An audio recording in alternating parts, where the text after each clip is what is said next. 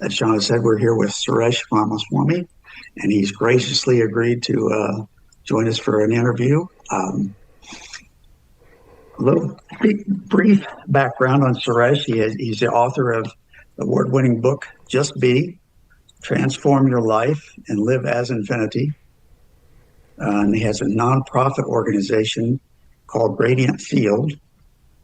And he's recently created an AI chatbot called Suresh AI, which is trained on his writings and teachings, which I haven't had a chance to look at that, but it sounds very interesting.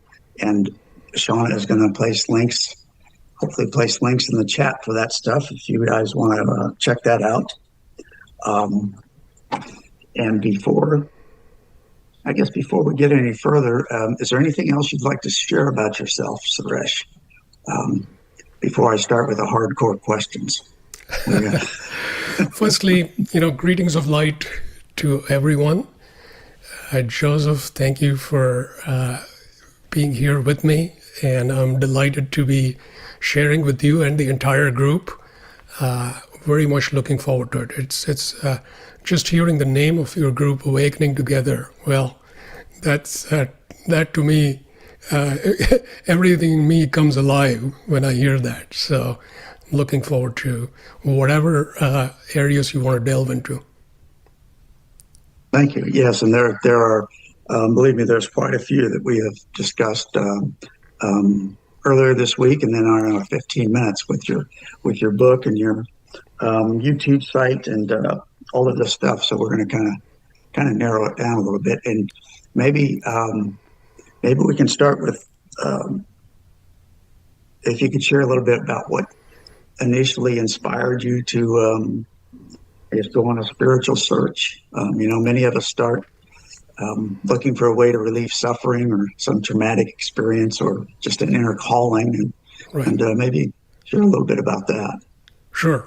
And you asked me earlier about my background. So a little bit of a bio that hopefully gives you a sense of where I'm coming from. So firstly, I was born in India. I grew up in India. Much of my education was in India. So I would say almost all my life in India was in Mumbai, or Bombay as it was called when I was there. And in many ways, quite ordinary, I would say. Born to a middle-class family. I was very fortunate in many ways because my family was very open-minded, both looking at science and as well as looking at spirituality and different religious traditions. So that openness really gave me space when I needed it. And so my early childhood, I would say, spent like everybody else in a sense.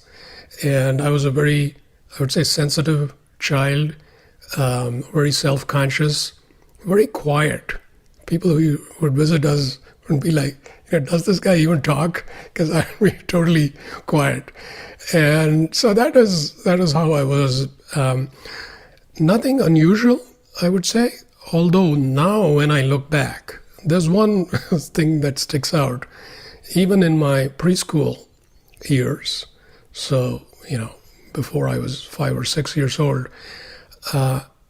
almost every night when I went to sleep, at some point I would sort of wake up and then fall back asleep. And when I fell back asleep, there was something I used to do very consciously. It was like playing, pushing the play button on the remote. So when I did that, it would start this incredible inner experience with light. So there would be this beautiful patterns of light just whizzing by. It's almost like going through a tunnel or a wormhole. You see this in many sci-fi films. It's like you're zipping from one dimension to another through a wormhole. And you can see all these amazing colors and patterns. That's what I used to experience. And it used to be very enjoyable. I would just keep doing that, like, I don't know how long. But what I also realized is later on is this was not like a passive experience. It was very much like I was interacting with these patterns of light. But if you ask me, what was it about? What was it saying? Well, there's nothing I can say about it. It wasn't like it was communicating something or guiding me or anything. It was simply, it's simply being with light. And so that to me, I didn't talk much about it with anybody because it's, there's so many things we experience as children. We just keep it to ourselves. So that was one interesting thing which stands out when I look back. Now, much of my education, I would say, was pretty mundane, nothing unusual.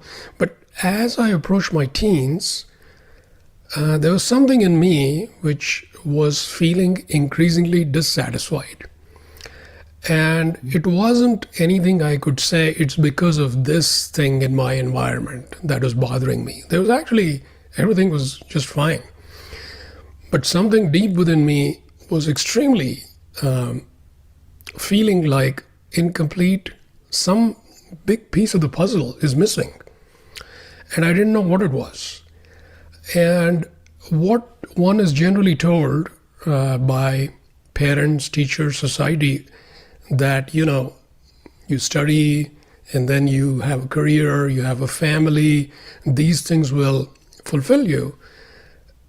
Somehow that didn't satisfy me. It seemed to me like even if I got all those things, that didn't really add up. So that kind of was caused a degree of, you could say, a certain kind of sadness or melancholy, which I couldn't quite figure out.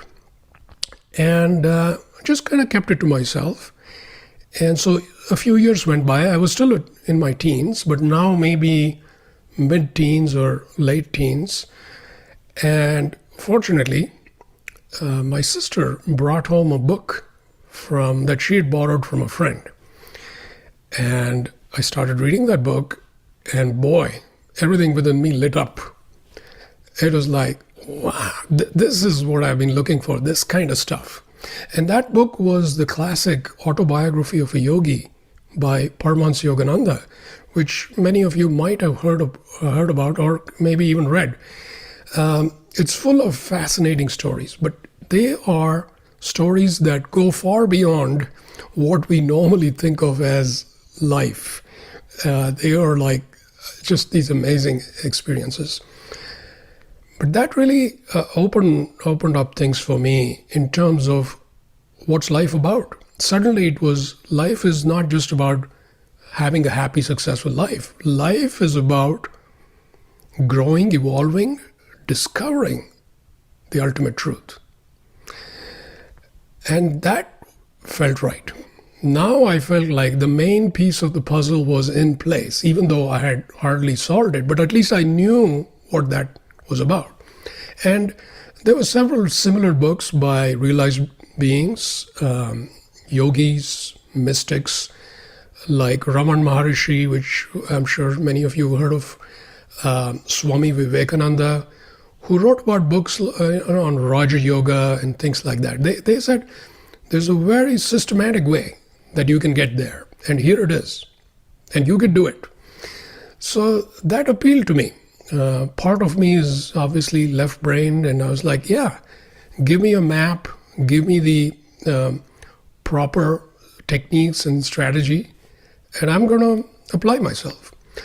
So that got me going on the path. And all of these realized beings, they said very clearly, you can't just read a bunch of books. You have to practice. You have to meditate. And of course, initially I had my resistance to meditation. It's like, that seems like boring, you'd rather do something exciting. But I would sit and meditate from time to time. And nothing spectacular was happening. Mostly I could feel my mind running 100 miles per hour. But one thing, again, looking back, was when I would sit and meditate, I would feel like there's this inner sky, and in that inner sky was a sun, a source of bright light shining down. And it was always there. And I didn't even actually give it a second thought. I just felt like, yeah, that's how it is for everyone. And so mostly what I thought of myself was somebody struggling with meditation, because the mind would, as usual, not settle down, and it took an effort and these kinds of things. So that was sort of the initial backdrop. At some point, I came to the US to go to grad school. So I came to California, to Los Angeles, to pursue my master's in engineering, in electrical engineering. And so a good bit of my background is in that field. So electronics is more accurate. Microchip design, for those who are interested in that. And so that was fascinating to me. So that's what I studied. That's what my first job was all about. Software, as well as designing these microchips. Now, I continued doing, I would say pretty feeble attempts at meditation, I would say. It felt like I was not making any significant progress according to how I felt inside. So it was somewhat, it felt like, yeah, it'll probably take me a few lifetimes to get there. I can see why they say it takes lifetimes. But I kept chipping away. And one of the things I did, which maybe some of you might find interesting, is seeing that I was not making a whole lot of progress, I would look for very intensive retreats.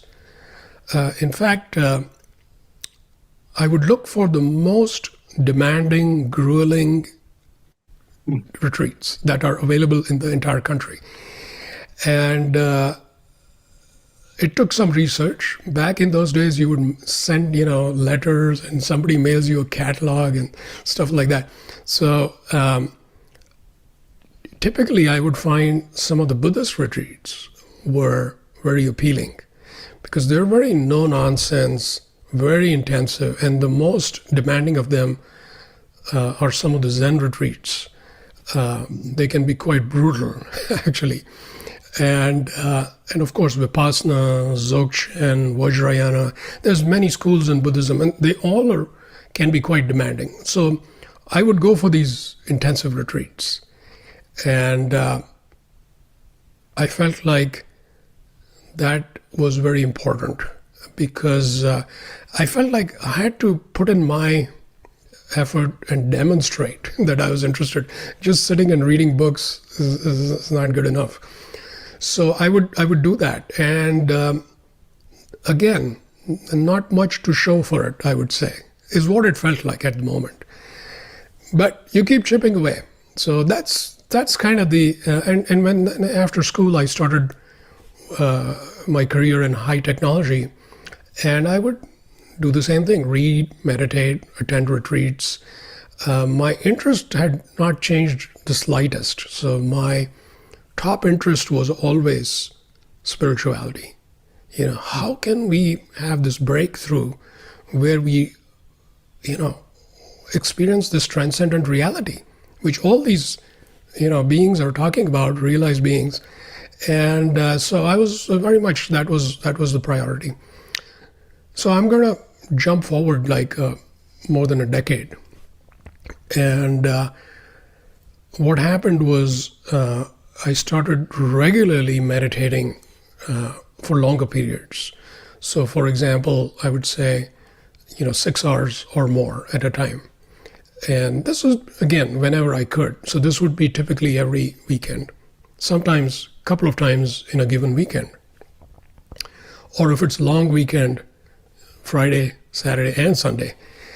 And this kept going. And at some point, I would say in less than a year of doing that, something started really opening up. Most of the time I would feel in my meditation, nothing's going on. It's just me sitting there.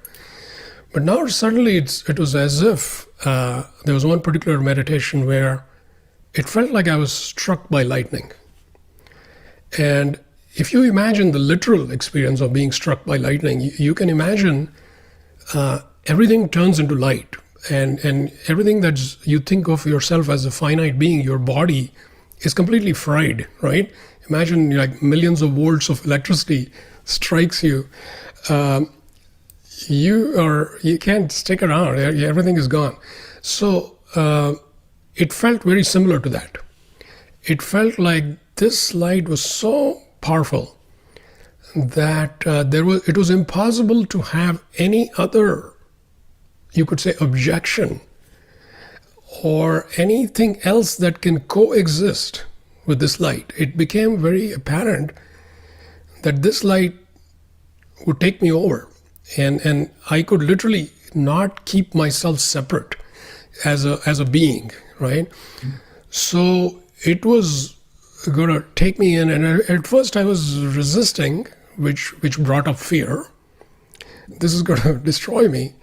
And when I relaxed, recognizing that this is no ordinary light, then it basically subsumes you, it consumes you. And then you see that there's nothing there. There's only light. So that was certainly an experience that got my attention. But in a 6-hour meditation, this was maybe half a minute. So we're talking, 30 to 60 seconds maybe. In those 30 to 60 seconds, I was completely fried and gone. And what happened was interesting. Every subsequent meditation, this started happening. So it wasn't like a one-off thing. It was like every meditation, I couldn't tell when, but it would happen somewhere. The same thing would happen. And each successive time, I was more available, willing to be taken over by this light. And there was also less of me left over to be taken over. Yeah, I'd like to touch on that for a second. So you say that the first time it was like possibly 30 to 60 seconds, right? Very brief, but intense. It sounded very intense. Yes. So when that experience ended, what was different? Was there anything different in your experience of reality and your identity? Can you share that a little bit? Right. So as I was ramping up on these meditations, I would kind of introspect and look at myself, and I was very much there. I could find myself. Like there was an entity, a being, a separate being called Suresh. I could see that very clearly. And it just was very obvious. Now, after this happened, I looked, and I knew I would find myself, because for years and years I would look, and there I was. Now I looked, and there was nothing and nobody. And that was a little bit like, this is interesting, because it wasn't some kind of altered state, like I wasn't like floating or something. It was just like, here I am, and I could check, and there was nobody there. So in terms of my ordinary experience, there's no change. I could, drive back home and interact with people, and everything was just the same in that sense. But internally, something was significantly different, because I could again check at any time, and I kept thinking, probably by tomorrow this will go away. It'll wear off. It'll wear off, right? It'll wear off, and it didn't, and it took me a while to really believe this, because I was pretty skeptical. I'm not sure about this. Let's. And that was probably, I would say, the one single thing I can say was distinctly different.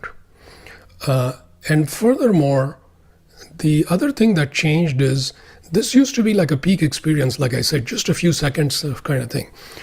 And while it happened again and again and again, it would come and go, come and go, come and go.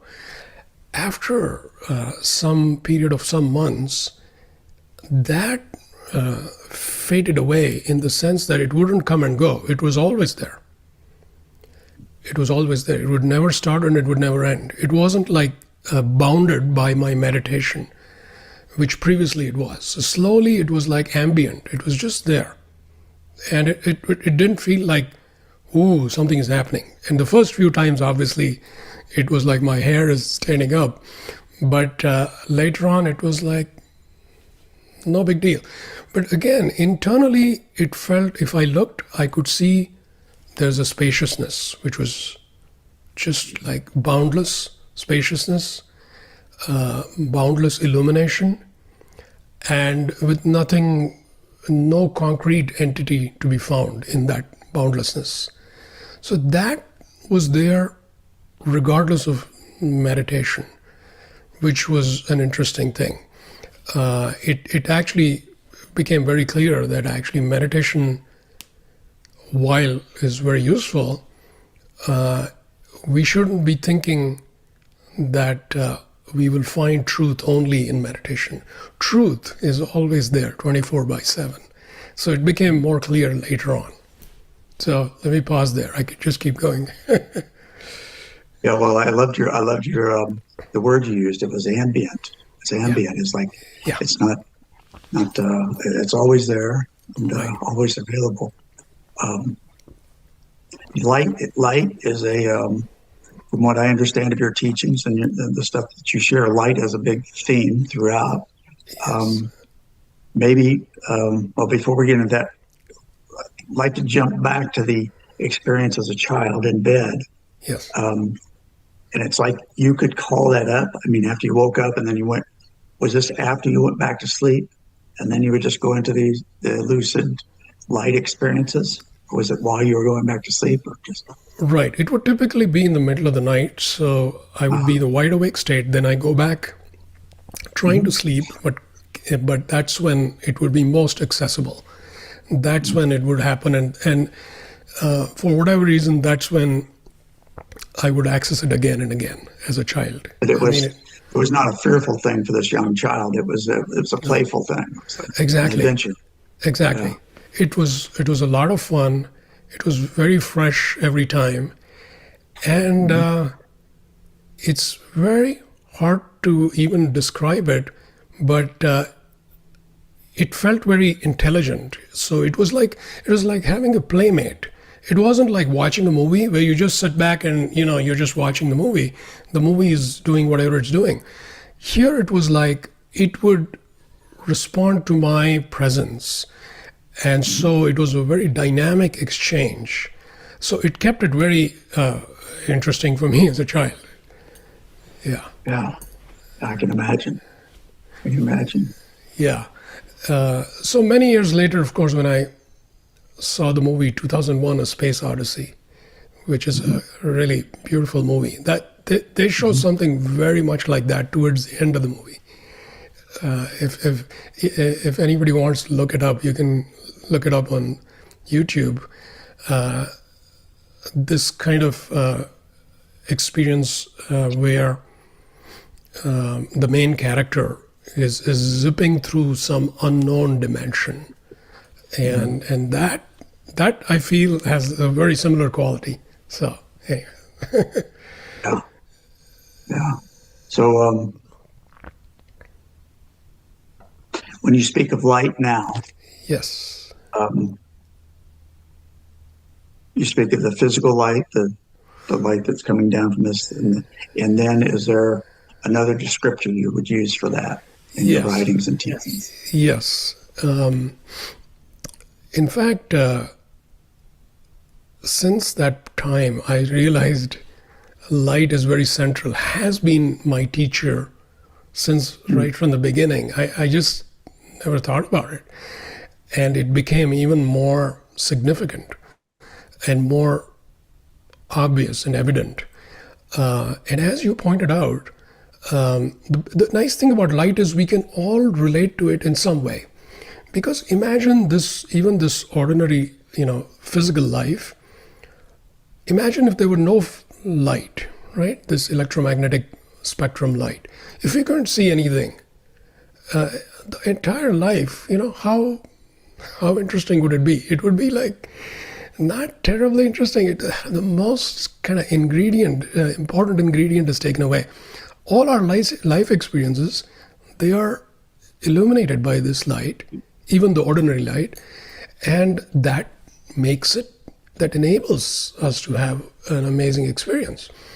So even ordinary light is so impressive. But when we start looking at that there is light which we might call inner light, because why inner light? Well, you can turn off all the lights in the room, right? And you can close your eyes. And if you want, you can even put some pads on your eyes.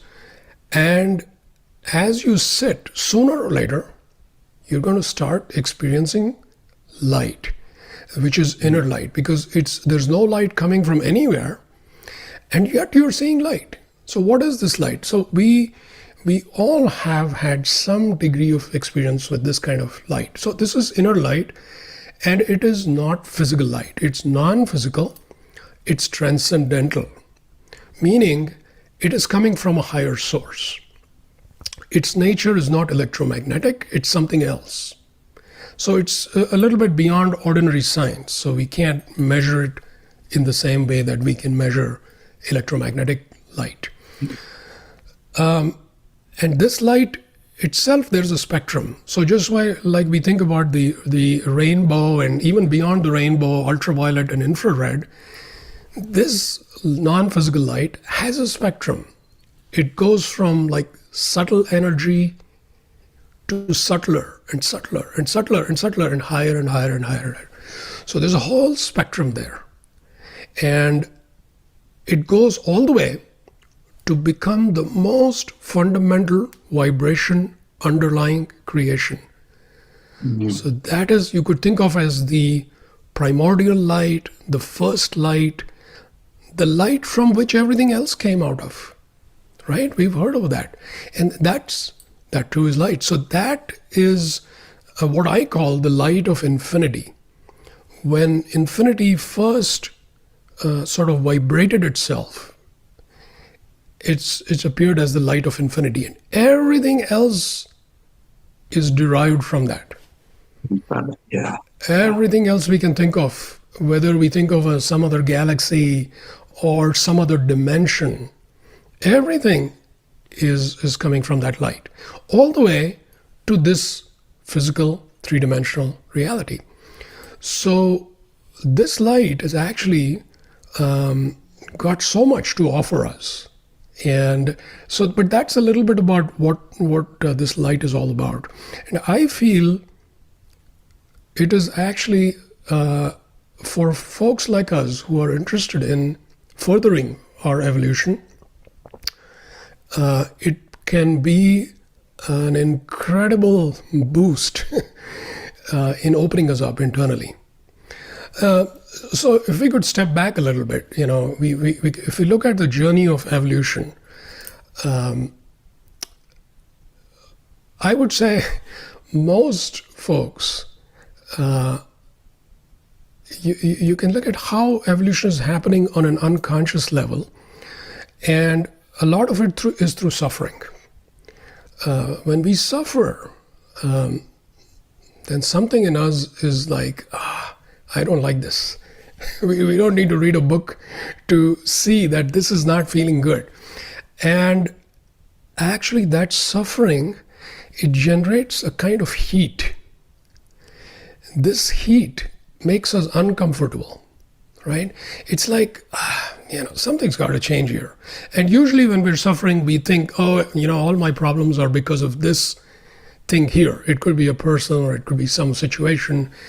But internally, we feel this kind of heat of discomfort that we can't just sit around. We feel like, I got to come out of this suffering. That actually pushes us towards growth. We may not think about that as growth, but it actually gets us off our comfortable couches, and we start looking for some kind of solution, some kind of change, even though initially it's like we feel something else needs to change, but still, we're looking for change. So that kind of is one mode of growth, which is, I would say, relatively primitive, relatively unconscious, but still it is today the most popular path, if you want to call it a path, right? Yeah. But even the discomfort and the suffering is not separate from that light. It's correct. We'll get to that. Yes. So Okay. yes. So, but that's from a person's point of view. All they see is suffering. It just feels like they don't feel anything as amazing is happening. They're like, here I am suffering. Please, somebody help me. Now, when somebody starts becoming somewhat conscious, they start looking at how can I grow without somebody always poking me and pushing me, because I want to grow. And that's actually a huge leap. When you look at somebody over, I would say, maybe centuries, that's a very critical turning point. When somebody says, I had it, I'm sick and tired of suffering, and I'm willing to put in my own effort proactively. Huge. And so conscious growth is when that milestone is marking conscious growth.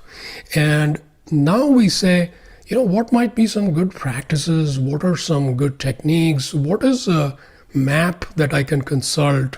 We start asking these kinds of questions, and hopefully we find some practice that works for us. And we actually, if you think about what a good practice is, one way to look at it is a practice generates heat. Okay, again, back to heat. It generates heat within us, but this time it's not imposed on us by external circumstances. We just sat down and internally generated heat. And that heat is uncomfortable, but not in a bad way. It's more like some change is happening, and I'm doing this practice, so actually it is much more, feels more pleasant. It's not like the same heat as in suffering. And this takes us quite far. We may do some practice, follow some path. I think what really is amazing is when we switch from a heat-based approach to a light-based approach, where at some point we have a sort of an intuitive knowing that says that, wait a minute, this is built into me. I'm not like this bad person. Why do I have to climb out of this hole? I'm fundamentally good. And what I'm looking for is intrinsic to me. Previously we think, truth is out there. I've got to cross an ocean, find it, and then I'll have it. Whereas you start realizing, wait a minute, it's actually inside of me. I need some help, but it's a different kind of help. And this is when light can play a very powerful role in illuminating within us what is already true. But it's just that we could never see it clearly. It was always confusing, and it felt like there was many shadows, or distortion. Now we can see clearly, and that's what light brings into the picture. So suddenly, it is not like we're climbing uphill. It's suddenly like, wait a minute, this is so obvious. It feels more like that. It's like somebody switched on the lights in the room, and you don't need to read a book. I can see what's here. I can see what's here. It's all more apparent, more obvious. And suddenly, it's no longer the heat-based approach. It's much more you're drawn to light, and you can almost not resist it. And it's a beautiful feeling of this courtship is a beautiful feeling that you're coming together in love with something just amazing, which is not outside of you, which is actually also you, but it seems separate at first. And this is absolutely the path, what I call the pathway of light, where suddenly a different terminology starts making more sense. By hanging out in the light, just hanging out in the light, through osmosis, we are transforming. It's very different. It's not suffering. It's not huffing and puffing with effort and I'm going to do this. It's just sitting in the light and transformation is happening.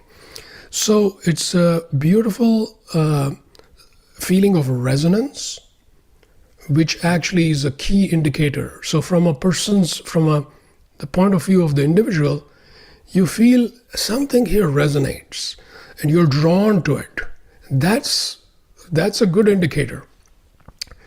And you may also think of this as a transmission, where as you consciously bask in the light and you're open and you receive it, a transmission occurs where a lot of light is able to permeate into the innermost core of your being. And the core of your being wakes up. It's like it says, yes, this is what I'm looking for, and this is my true nature. So that is a little bit about light and how the journey looks when light starts dominating. Now, to your earlier point, light was always there. I mean, even in fact, in the darkest moments of suffering, light was there. But somehow we don't engage with it. We don't quite feel ready for it. Maybe it needs some ripening. But I would venture to say that all of us here are more than ready for it. We shouldn't think that, boy, I have a long way to go. No, not at all. Light is here. You are here. We are here. That's all that it takes. An openness. Yeah. The image that's coming in as I'm listening to you go through this whole process, right, is just a simple image of a seed being planted in the ground under some dirt, and it's uncomfortable in the heat and all of this stuff. Yes. And then as it starts to pop through and break through, and then it just feels the intrinsic draw to the light, right? Yes, exactly. And it was the light all along, but it was under the dirt and the worm shit and whatever else it's in there with. Yes. Not comfortable. I don't like this. Something has to change. The breaking open and just all of that, and then just being intrinsically drawn towards the light. Right. Yeah. Right. Exactly. And that's a beautiful analogy you bring up, because you feel that constriction when you're still under the ground and still trying to sprout. But a point comes when you pop out. Now there's a lot of freedom. You can sense it and feel it. And now it's about gravitating towards light, or somehow sensing where the light is and just orienting yourself to receive the light. And I think that's what makes a huge difference if we do that internally.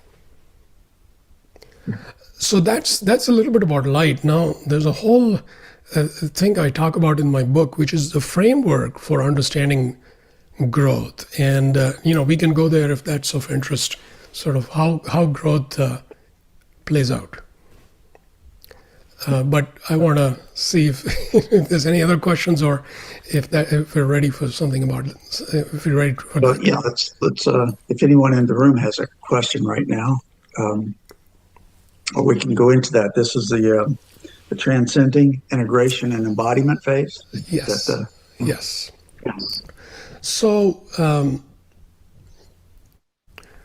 one of the things I do in my book is there's a whole lot of techniques and stuff, but there's also this overall framework for understanding growth. Because I think when we start out, we need a reasonable understanding. And more importantly, what I found is people I knew who were at it for 10, 20, 30, 40 years, they had focused a lot in one area of growth. And sure enough, they really grew quite a lot in a particular way. But they had somehow neglected many other aspects. And then it suddenly is a surprise at some point, because you end up growing in a somewhat imbalanced way. You're very highly developed in one area and not in some other important areas.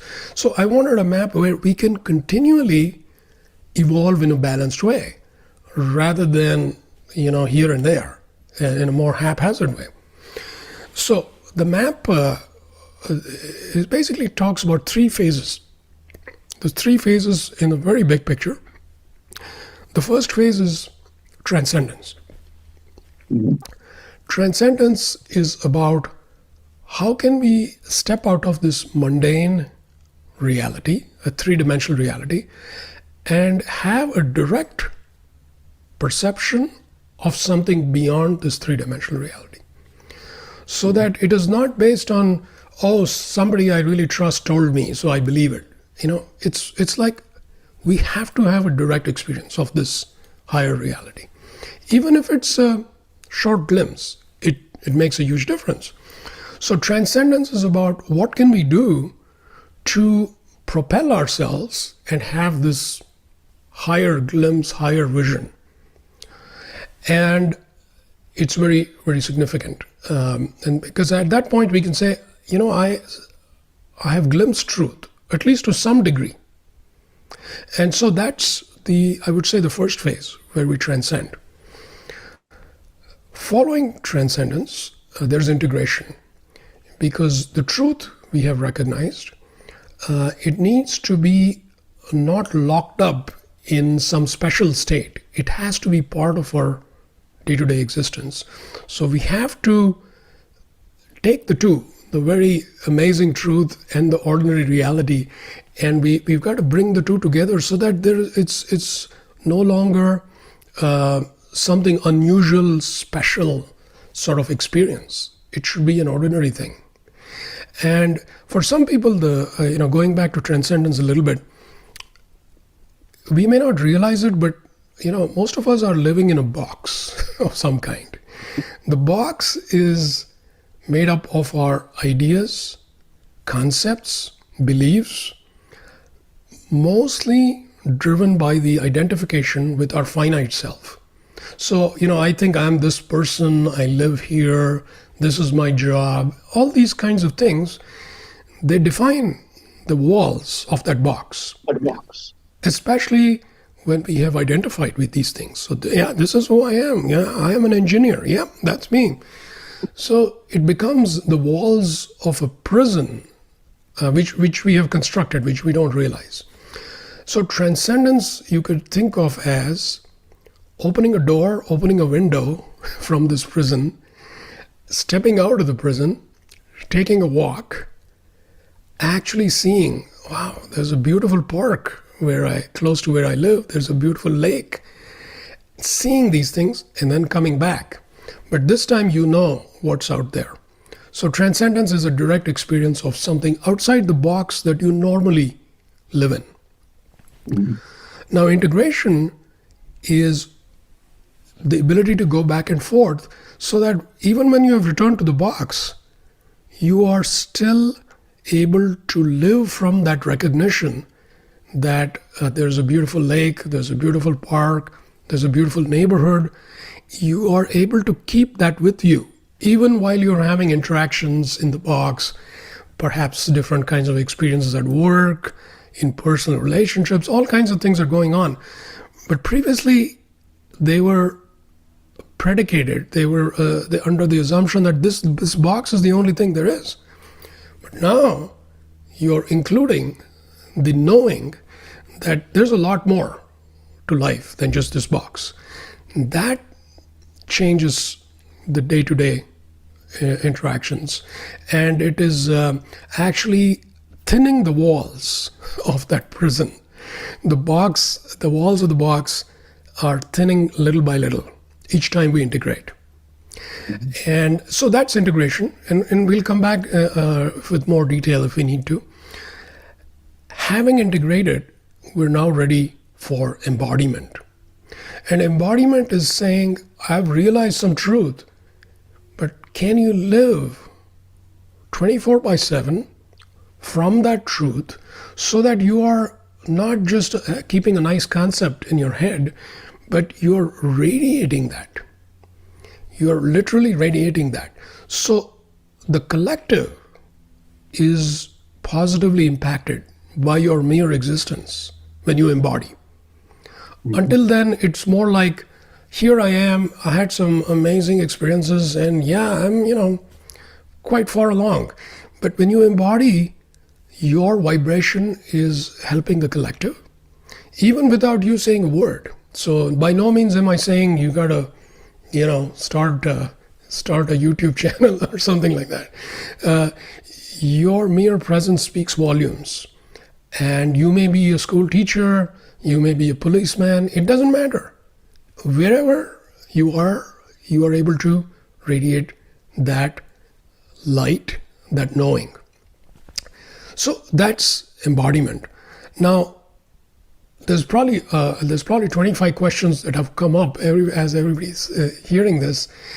First thing I'd like to clarify is, it's not as if transcendence happens like, you spend 10 years working on transcendence, and then boom, you got it. You're done with transcendence. Now let's get started with integration. Spend another 10 years in integration, and then another 10 years in embodiment. No, that's not how it works. How it works, in fact, if you allow it to, is even a little transcendence. Maybe you went for this amazing retreat, right? You went for maybe a 3-day retreat, came back. You can definitely feel that elevated vibration. You have definitely tasted some transcendence. Now, just take that and integrate it. So there's a micro transcendence, there's micro integration, which is absolutely important. And then there is embodiment. Whatever you've transcended and integrated, you can embody that. You don't have to wait for being some, great being or something. All of us can be doing this. If we don't do it, then things can pile up. And if we don't integrate, for example, we may be having these amazing inner experiences that we know we are actually tasting something absolutely amazing. On the other hand, in our day-to-day life, we have tremendous challenges with people. Number one is most common, or we may have challenges with managing day-to-day reality, like livelihood, keeping track of stuff, just navigating ordinary life. We may have difficulty. So that means there's some integration that's missing, because all those lofty realizations, they have to show up in our day-to-day stuff. So very important to do this as often as possible. So as you might imagine, this is a cyclic, iterative process. So you transcend, integrate, embody, transcend, integrate, embody, you keep doing this again and again and again and again over the years. But wherever you are in a relatively good place, because it is stable, holistic, is 360 degrees, which I think is a very good place to be. No matter where you are in a good, solid place. It's not wobbly. So I would think of it as whatever awakening one has is much more durable, is more resilient, is more solid. It's not shaky. Otherwise, it can be not so comfortable. You have something, yes, it is real, but on the other hand, wobbly. So that's it in a nutshell. Yeah, thank you. That was very descriptive. At the beginning, you mentioned being out of balance. I think one phrase you used when we were talking earlier this week was lopsided growth, which I thought was a great phrase. It's like lopsided growth. So that would be something like, okay, I've had these experiences, these wonderful meditative experiences or whatever in the retreat stuff, but I've got this terrible relationship with my spouse. Yeah. Or I just have no idea what to do about money. The money thing is just always messed up, Right. That's the sort of out of balance thing you were talking about. Exactly. Right? Is that correct? Absolutely. So these things end up being actually good feedback for us. So I think of it as almost like, when you're driving, you're looking at the car dashboard. And the dashboard gives you some important things. How much fuel do you have? How fast are you going? So the dashboard of life includes relationships with people, relationships with money, relationships with your own body and your physical reality. These things are important indicators which tell you this is not some idealistic thing that everything has to be perfect. That's not what I'm saying at all. But even if a relationship is not going well, how conscious are you in that relationship? How much clarity do you have? And how much are you embodying these beautiful, lofty things you've experienced and read about? Can you bring all that into play in an ordinary conversation, or even maybe a difficult conversation? That's important. So I don't mean to suggest that everything will just look just perfect. There's no such thing in this reality. If I can, I want to read something from your book. Sure. This is from the integration section, right? The transcending and then integration. And then what you write is integration is often ignored and at great peril. When integration is disregarded, life presents you with situations to remedy that. Yes, that's right. You can run, but you can't hide. And then it says right. these situations, which can be difficult and challenging, show you where the darkness is hiding within, right, so you can address the issue. Right. Yes. Thank you for pulling that out. Yeah. In fact, integration can be talked about as bringing the light that we have seen in transcendence into the shadows. So wherever the pockets are within our consciousness where there's still some shadows, we're bringing the light. So everything within us is lit up. That is a good sign that somebody is awakened in a more complete and holistic way. And by the way, we talked about the book. I'm just going to hold it up so people can see, have a visual of what the book looks like. So this is what the book looks like. And if I may say so, there's a lot of content. It's 500 pages. But one of the things that I find most exciting about the book is, this book didn't come out of me sitting and saying, I'd like to write a book. And no, it actually came from an inspiration. And it was light was actually as if speaking to me and nudging me to share some of these insights. And I was actually sort of reluctant and not so sure, because I felt there's so many good books already. There's hundreds of great books. We don't need yet another book, was my objection. And the convincing argument from light, and you can't win an argument with light, it basically was that it's not so much about the content only. The vibration in the book will be very significant. So somebody, if you just sit with the book, or even if you just look at the cover of the book and absorb the vibrations, that will be beneficial. And so when light was conveying that to me, I was like, this is not something I can do. I can write a few things. But so I had the assurance that light was taking care of that aspect. So to me, and that's when I was like, okay, sign me up. And I'm going to write the book, but knowing that there's a vibration that is far beyond me, that is conveyed, transmitted through the book. So that's one reason to look at it. And sometimes people tell me, all this vibration and transmission, how do we know, and all that. Of course, each one has to use their own intuition. But one of the funny things that I've come across is, people writing to me. There's this one person who wrote to me about her dog.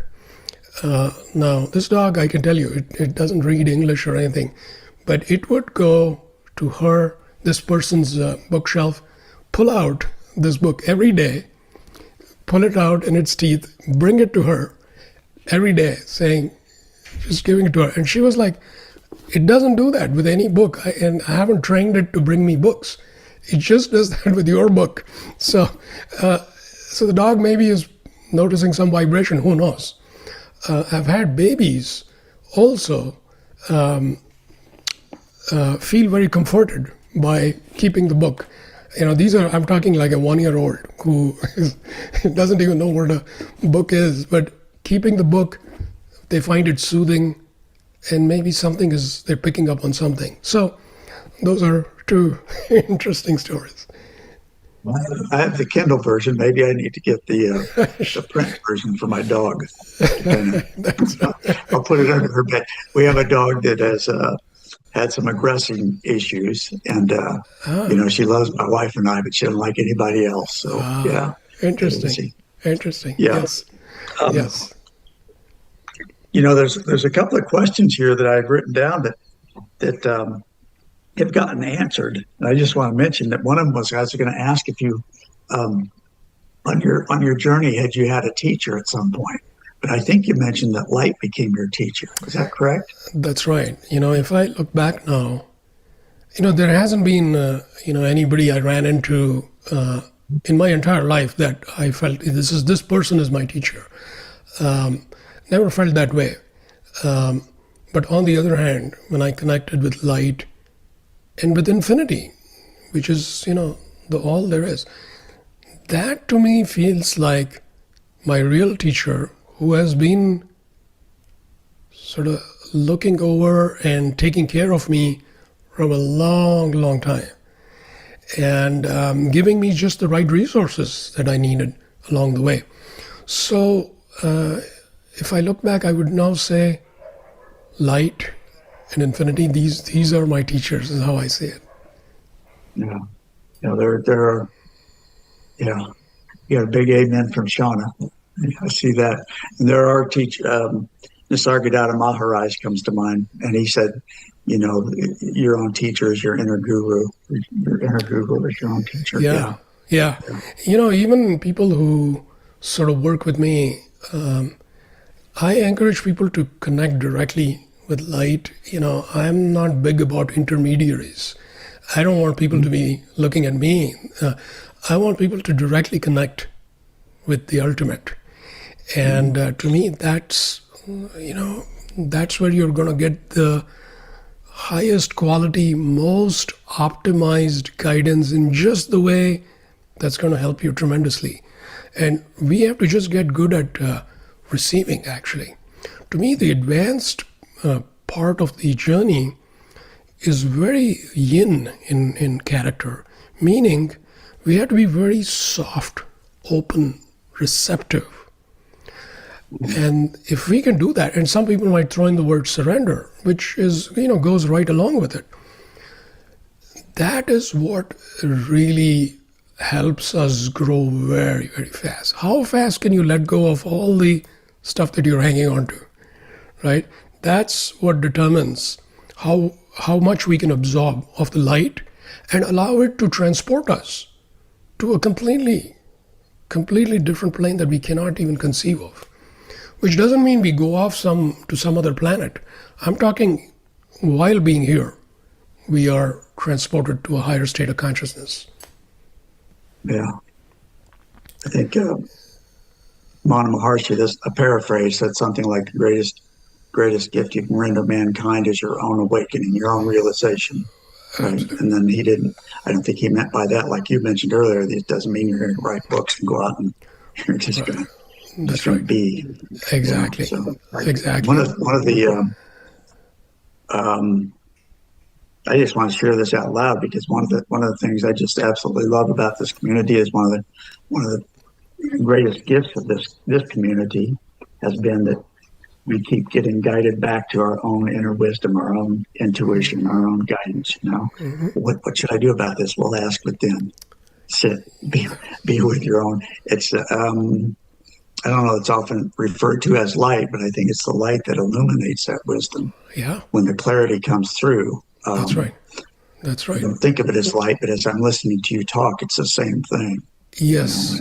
In fact, that reminds me, if I may, please. Light is obviously, visual. We see light. And when we talk about this light, the inner light, it's natural that we expect that I'm going to see it in some way. I'm going to see it, and indeed you may. Our inner vision, we can have an experience of seeing this light, but very important, it is not limited to the visual faculty. This inner light, some people may just feel it, and some people might just know it. It's like a knowing. I don't know how I know it. I just know it. So this is very important. So we don't have to keep thinking, oh, I can't see light. I must be missing it. No, you may be picking it up in many different ways, because ultimately this light is a vibration and it can appear in a million ways. And in fact, I would caution everybody, the experience you heard from me and maybe other people, don't think of that as this is how it's supposed to be. Not at all. Your experience, I can guarantee, is going to be very unique and special. And you have to let go of anything that you've heard or read in the past. And you got to honor that, and it'll grow. And that's your sign that it's actually, you're on the right track. You honor it, accept it, you're grateful for it, you allow yourself to let that percolate into your being, and you just trust it. Initially, if you ask too many questions like, I'm not sure, that can actually limit that. So we almost want to be like, let me give it a chance, let me see how it feels. And when we do that, you can see what's going on. Something changes. And then you have the strong assurance at some point that, yeah, this is definitely something I'm looking for. But we have to be a little, I would say, open-minded, and also open in terms of how it's going to present itself. Like I said, it could be very unique, something completely no one ever has experienced light that way, and you're going to have that experience. Yeah, I can feel that here, what you just shared. Yeah. So that's very much along the lines of what you shared, which is, I think, very true. When we go within, it's inevitable that sooner or later we're going to encounter this inner illumination. And that's why there are words like revelation, because something is revealed. It's like somebody's switched on the big lights and something amazing is revealed. So it just becomes obvious. And I think some of these, I think earlier on, I think you mentioned at some point awakening and perhaps what that is, and we could talk about that if we have time.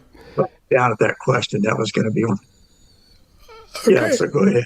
Okay, all right. Good. So what is awakening, right? We hear this word, and I suspect everybody listening to this, you already have a pretty good idea what awakening is intuitively. And one can talk about it in many ways.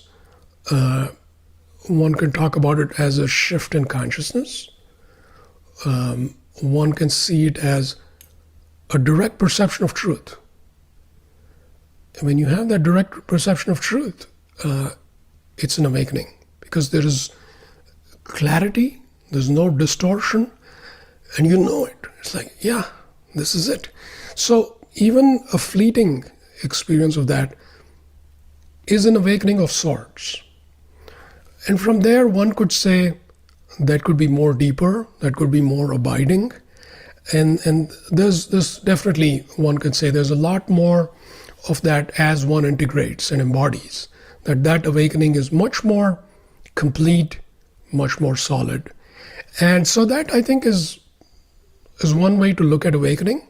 And I think that's actually a reasonable way to understand it.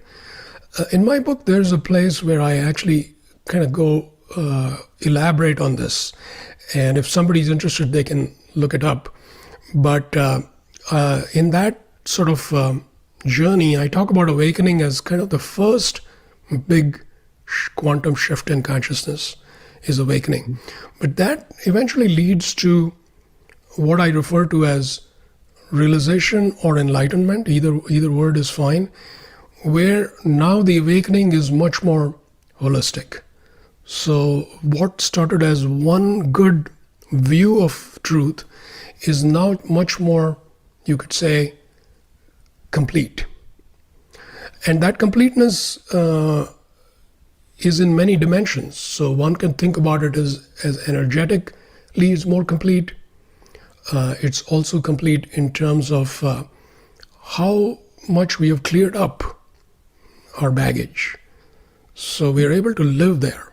So that has reached quite a degree of maturity by the time one reaches realization. So it's a significant milestone in its own way.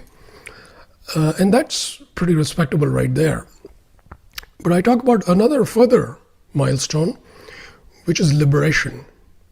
Liberation is a whole complete another thing, which is far beyond any of these things, because by the time one reaches liberation, we have essentially completely cleared up any and all remnants of delusion of any form, to the extent that there is no compulsive embodiment or reincarnation that's going to happen.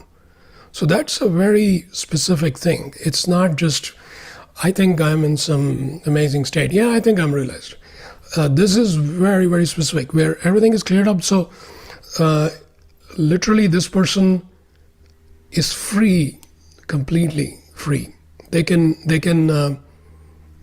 may no longer embody after this life, or they may embody for some purpose, some higher purpose. So that's liberation. And it's not just liberation from human births, but it's liberation from birth in any plane, including higher planes.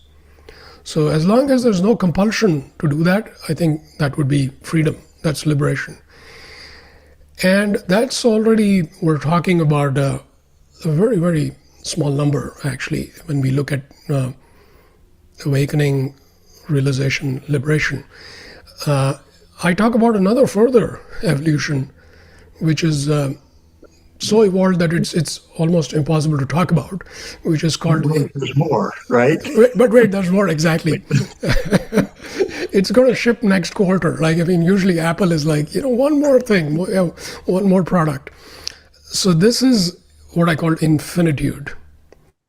Infinitude is being infinite with absolutely no identifiable point of reference. So there is like literally nothing there that one can point at, but it is a real thing. One is existing as this infinity. So it's obviously it's beyond definition. Actually, I cannot tell you this is what it looks like. It's blue in color. There's literally nothing we can say about it. But it is. It sets up the whole. So we have a good frame of reference.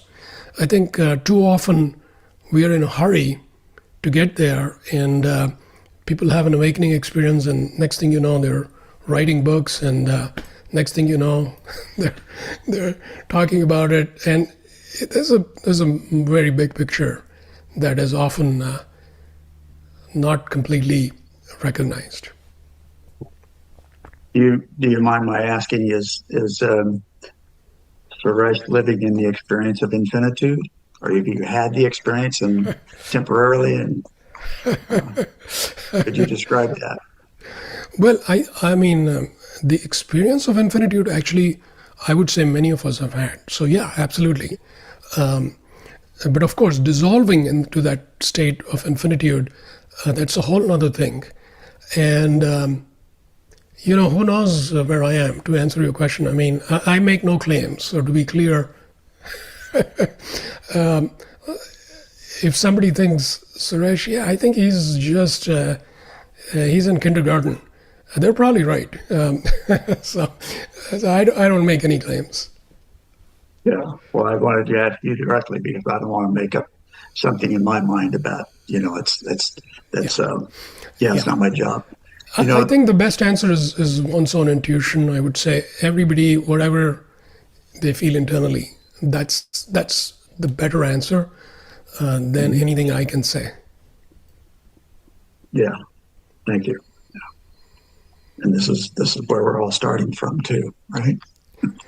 Yes. You tell a story in one of your interviews, I think, about the man looking for directions from the farmer. And how do I get from here to there? And the farmer says, well, I wouldn't start from here if I were you. You have to start from here. That's mighty helpful, right? Yeah. Yeah. Yeah. So, I mean, the spiritual journey has got so many fascinating paradoxes. And, you recognize that here's what I feel, when I look at everybody, I feel we're all in the same boat, actually. Regardless of where we seem to be, at our essence level, at our level of who we truly are, there's no real difference. So even though, I talked about all this evolutionary stuff, at the same time, it is true that our fundamental nature, we're already there. And, what I talk about, we talked about light, but the other thing I talk about a lot is beingness. Beingness is peeling away all the layers which are confusing us until we are at this most fundamental level of our being, which is our essence, when we can just abide in that essence, as essence, that's being. And none of us is excluded from that. None of us. So in fact, all of us, the only difference in a way is that beingness is actually the substrate, the fundamental being underneath all our experiences. So whatever experience we're having, we may get confused with that experience. We may think, oh, I'm having this experience. Am I great or am I a loser? But no matter what it is, if you look underneath all that is beingness. That's always there. So we can, and that's another way of saying, it's like you have the winning lottery ticket in your pocket. It's another way of saying it, right? You have the winning ticket already, and because this beingness guaranteed is built into each one of us. So of course, the paradox is we have to sort of reclaim that and rediscover that, who we already were, who we always were. So that's a great paradox. But here we are. So to some extent, we have to pretend that we're on this journey, and we have to chip away. We cannot just take a nap all day. We have to chip away at it, and one fine day, there it is. It's obvious. It was always there, but now it's obvious.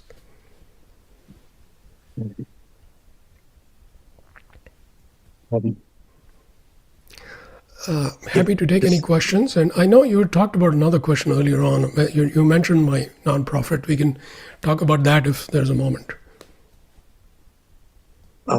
If you'd like to, yeah. Yeah, we have a few minutes left, so yeah.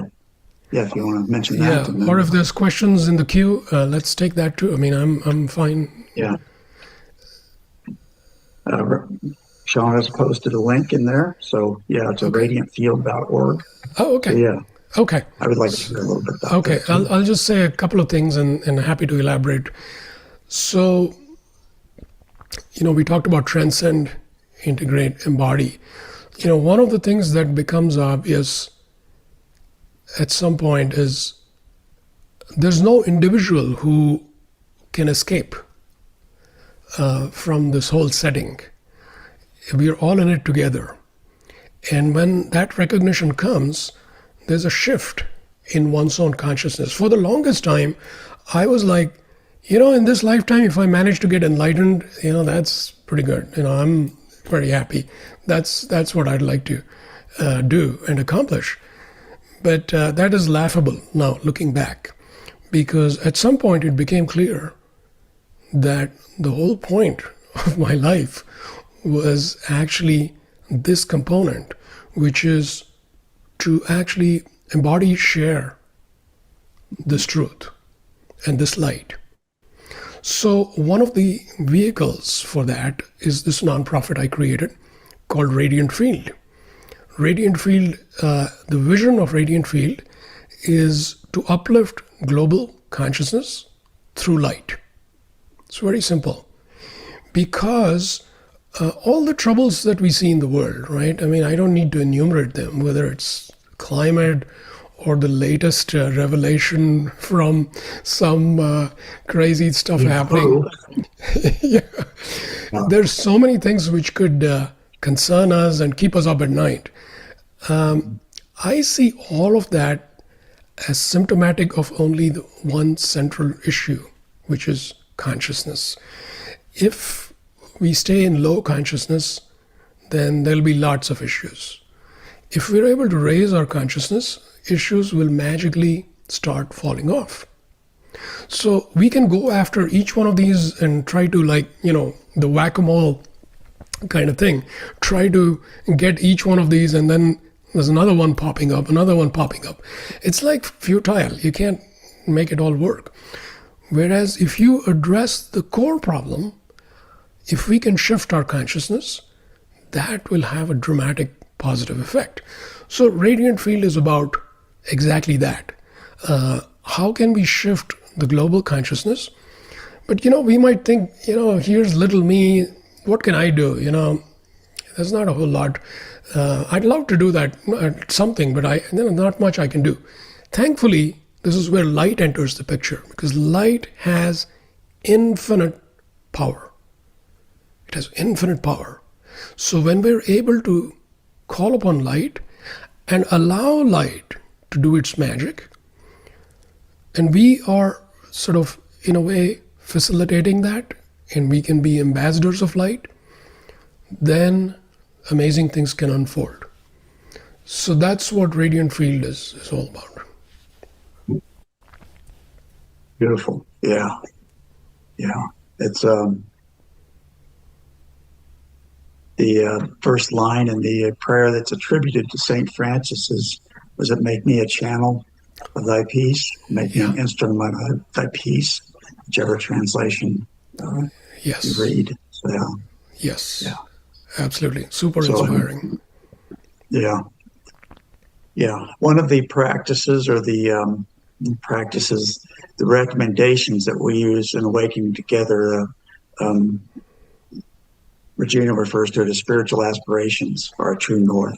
Each of us have, gone in, and most of us have decided what, or discovered what our current spiritual aspiration is that will help us, expand or grow towards this light. And one of them, my current one is to be truly helpful. Just to be truly helpful. And it sounds very generic, but I notice that when I open up to that, yes. In the last couple of days, it's just the strangest things will happen. I'll be standing somewhere and people will come up and start talking to me I'm not a small talk person typically. I'm kind of never been a people person, but there'll be these conversations that will just be going, it's like they wanted to ask about something, or they needed somebody to talk to. And then afterwards it'd be like, well, what was that about? What was that about? Right. I offer myself to be truly helpful, and it's like, somebody. Right. So just opening up to that, whatever the spiritual aspiration is. Yes. Like you said, the light will take care of it. Absolutely. Yeah. And speaking of practices, if you like, we could do a few minutes a guided meditation, so we're not just talking. Let's do that. Yeah, I'm all for that. Okay. All right. So then let's jump into it. And again, this will be a super short guided meditation. And you're welcome to close your eyes or keep it open. It's completely fine either way.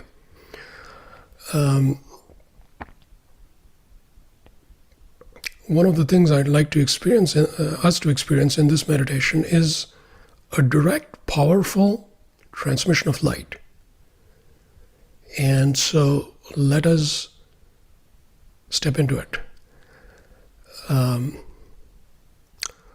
So a setting that comes to mind is earlier this morning, I went to the beach. So I live in San Diego, and we are blessed with many beautiful beaches.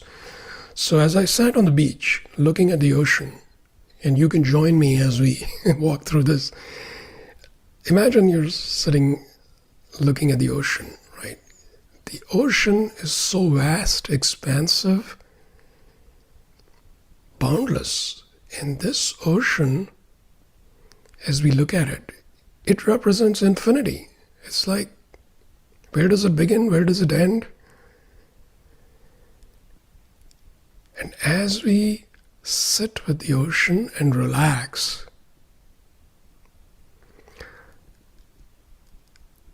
the ocean beckons us. And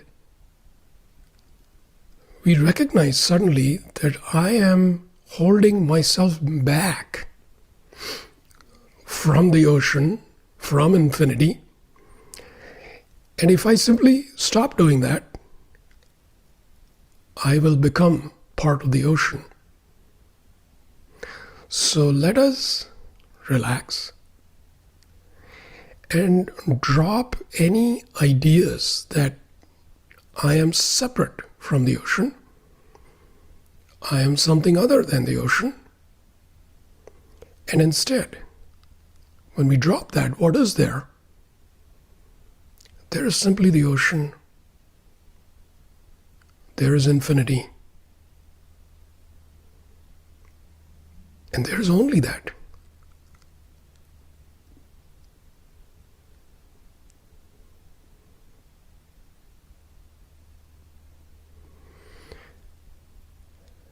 Notice the expansion. Notice how you dissolve.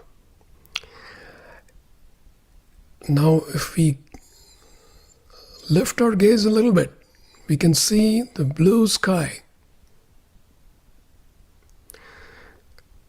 The sky itself is vast, expansive, boundless.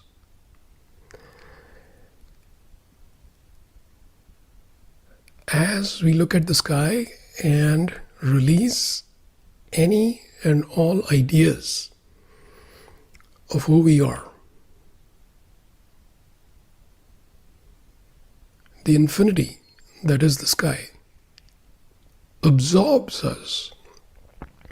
It embraces us, absorbs us into itself.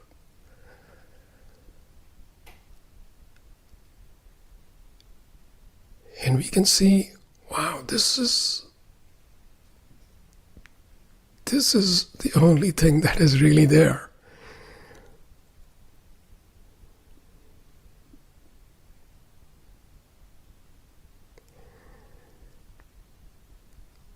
Now, each of this is a quantum leap in our consciousness.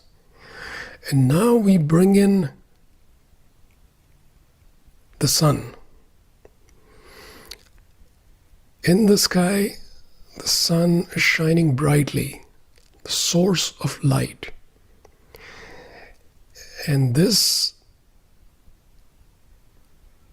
light, which is emanating from infinity, is a gift. As we allow ourselves to be touched by this light, the transmission that is inbuilt into light is activated because we are attuned to it, we are open to it, we are receptive. And this activation draws us into the light. And as we get drawn into the light takes us, it ushers us and transports us to the source, which is infinity itself.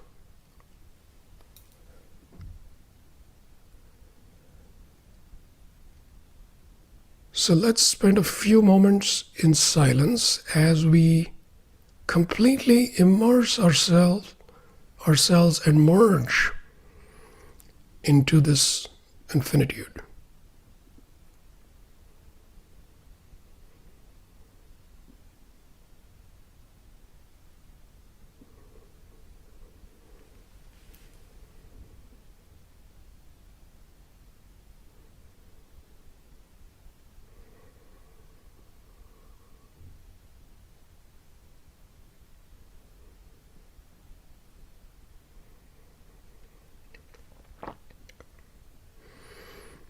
Beautiful. As you can see, it can be so simple and easy to step into this, the vastness of our being. And, after that, it's hard to say anything because what words can convey that? There's nothing. And we simply live in that infinitude. Amen. Amen. Thank you, Suresh. And we are at the top of the hour. I'm going to hand this back over to Shauna. But before I do, I want to thank you. Thank you, my friend, for being with us and sharing for the last hour and a half. Yeah. Thanks, everyone, for being here. And until we meet again, thank you. Thank you, everyone. Thank you, Joseph. This has been a treat. Wonderful. Yeah. It's been a rich conversation. Yeah.